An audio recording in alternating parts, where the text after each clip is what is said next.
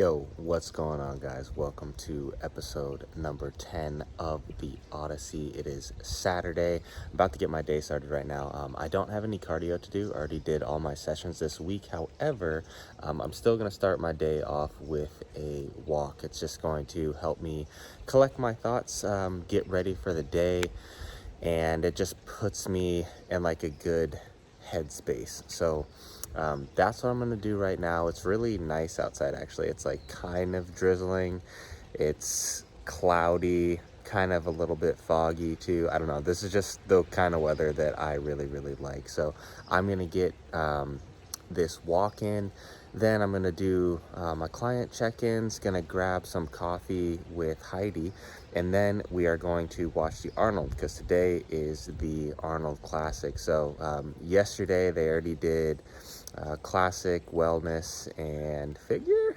Yeah, and then they did open prejudging. So I called Wesley winning in the morning, and they actually gave it to him at night. So I thought that was fucking awesome, because Wesley's been putting in work for quite a while now.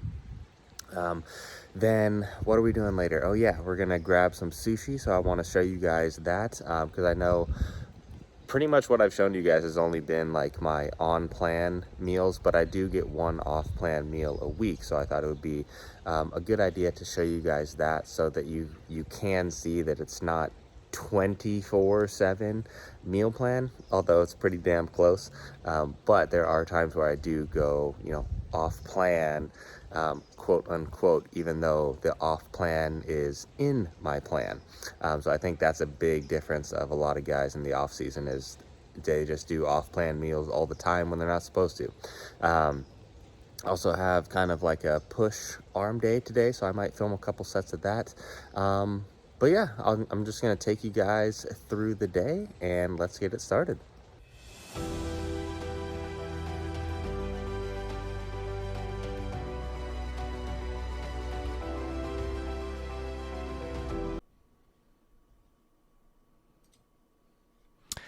All right, so this push/arm day starts with an overhead press, which I do at my apartment gym, and then it goes on to a flat machine press, which is also done at my apartment gym. From there, I go to my gym. I do side laterals, and then I come into this dip machine right here. So man, this machine is so good. And just dip machines in general, if you can find like a plate loaded dip machine, they are excellent in terms of like tricep development. You'll even get some shoulders in there, you'll get some chest in there. So it's kind of, it's close to like a compound movement as you can get for arms. And I also had a Q&A a while back, and I think somebody asked me, like, is it necessary to do dips to get big arms? And my answer to that was no. However, I think what I like to encourage people to do is think critically, especially when I do those Q&As, or when I'm having conversations with my clients and stuff like that, or just when people ask me similar questions like that regarding, should I be doing this movement? Is this the best movement? Those kind of things. And what I mean by think critically is, the person asked, should I be doing dips if I want big arms? Or do you need to do dips to get big arms? Well, ask yourself, have you ever seen somebody who's extremely good at dips? And by good, I mean like they're using extremely heavy loading with really good control for a lot of reps. Have you seen someone like that with small triceps, or like small arms in general? Your answer is no. So that kind of answers your question, right? Should I be doing dips for big arms, or are dips necessary for big arms? No, but does everybody that is really good at dips have big arms? Yes. So that kind of answers your question. So you probably should be doing dips. Some people can get away with not doing them, but I guarantee that if you do dips and you get very good at them and you get very strong at them, you will have big arms. So that's the movement that I go into. I have not good arms, so I'm trying to become somebody who is good at doing dips, because that will pay dividends in the long run. I will maybe eventually have big arms.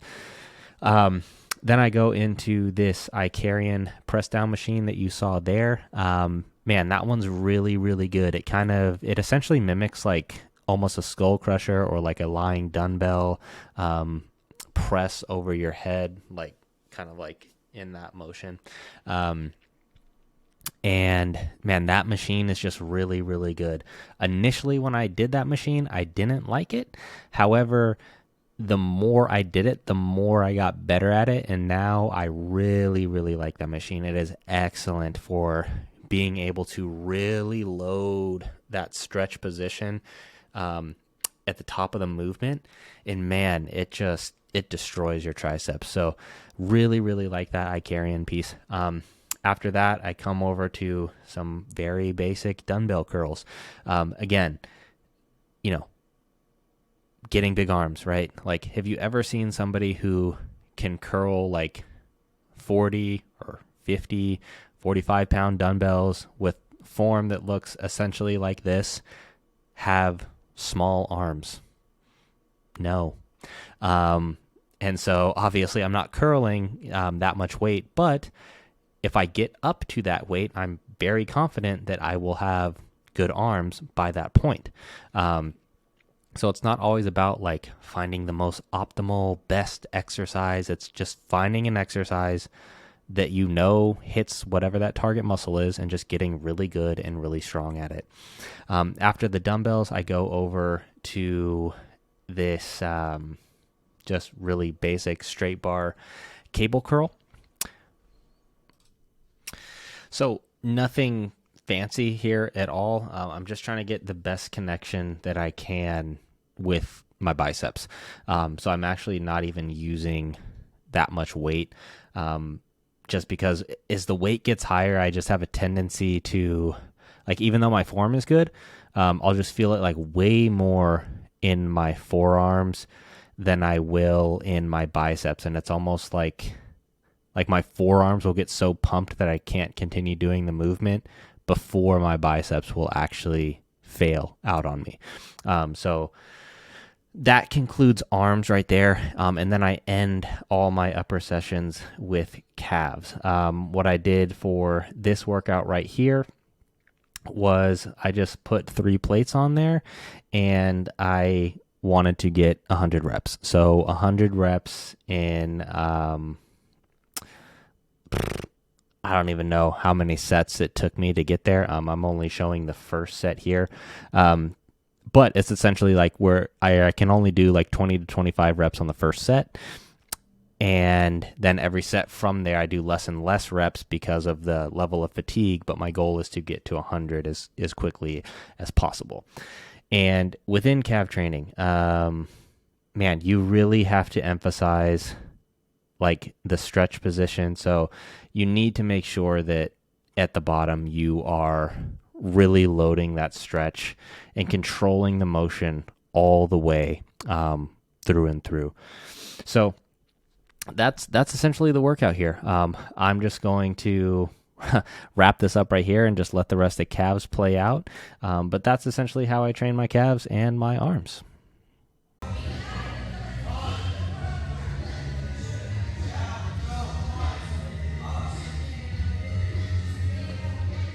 All right, guys, it is now time for sushi. I haven't gotten sushi in, man, I think like a year, maybe even longer.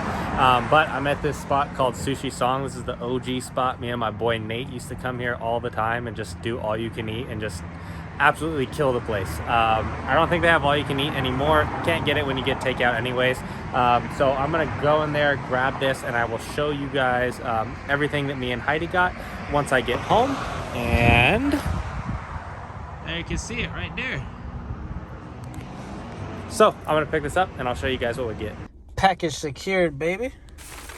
Woo! Stay safe, little man. Stay safe. Got a little drive ahead of us. All right, guys, just got home. So this is what I'm working with here. I got three. They come in twos, so if you get three, you get six. Seared salmon, and then three of the seared ahi tuna. I got an amigo roll. I got a seared tuna roll, a rainbow roll, and then I wanted two pieces of red snapper, but they were out, so they ended up giving me sea bass, which is totally fine. I'm cool with that. And then I have this Pepsi on the side right here. Also got the Arnold Classic on. They're doing the national anthem right now, so after this, it'll be on to the finals for everything. And this is actually more than I would normally get in terms of sushi. However, I've been busy today, so the only thing that I've had is I had chicken and a banana in the morning. And then I did my client check-ins. I went to the gym, went to the store. So this is really my first meal since then. So I'm pretty behind. I probably won't eat all of this in one sitting, but I'll probably eat it throughout two meals, and then I might have a fourth meal at the end of the day. We will see. But I'm going to get this down, sit down with Heidi, and enjoy the Arnold Classic. All right, so I was actually planning on recording some of that Arnold Classic, but I was just way too into the show, and I also was really tired, so I just didn't end up recording any of the show. Let's see, recap though was Wesley won, which I predicted in prejudging that he would win. Although I was skeptical that they would actually give it to him, because given on his placing at the Olympia, he was seventh at the Olympia. Ramon was second and has been second for multiple years. Again, I think I mentioned this in the beginning of the video. I don't subscribe much to the political theory of the judges, but I was just a bit skeptical that, would they really let Wesley jump essentially that many placings? Even though I did have him winning every shot besides the back shot, and I only had him losing the back shot due to hamstrings and glutes, not because of his actual back. In my opinion, his back is much better than Ramon's. However, Ramon's glutes and hamstrings are much better than Wesley. So Wesley ended up winning Classic, which I thought was great, especially for him, somebody who's been really just refining his craft over the last few years and just putting in tons and tons of work. So it was really cool to see that manifested. Then, man, Open. Wow. That wasn't even a contest. Hadi was incredible. He was so good. Waist control, insane. Posing endurance, also insane. He was not breathing hard whatsoever, pulling vacuums in every single pose, and then also just blowing the air out to just completely washboard abs.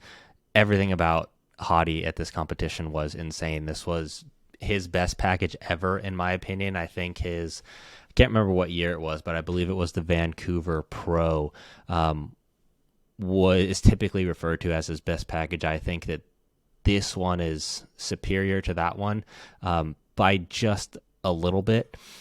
But man, that was crazy. To me, it wasn't even a contest. I know there's some people arguing that it was maybe close between him and Samson, but to me, not even close.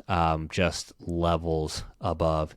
If Samson can ever get in condition that's close to what Hadi brought or what Hadi brought, I think he would win.